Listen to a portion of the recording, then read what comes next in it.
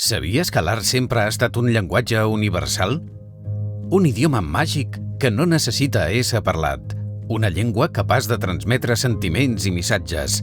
L'art no necessita entendre's, només necessita ser viscut i sentit. L'art ha anat evolucionant al llarg del temps, travessant èpoques, estils i desenvolupant diferents tècniques i mètodes. La història de l'art és tan immensa com la pròpia història de la humanitat. En l'actualitat vivim una època memorable envoltats d'art més que mai. Estem parlant de l'art urbà, que va sorgir als anys 60. És fàcil trobar manifestacions d'art urbà quan passegem o fem turisme. Les obres omplen de color els carrers de molts pobles i ciutats, convertint-los en autèntics museus a l'aire lliure.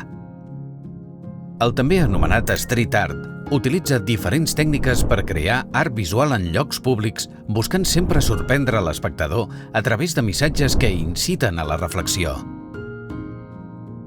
Aquest tipus d'expressions artístiques engloben el grafiti, l'estèncil, les enganxines i un variat nombre de tècniques i recursos utilitzats per il·lustrar parets i altres superfícies urbanes. Així que ja ho saps, quan passegis pel carrer, localitza aquest art i gaudeix-lo.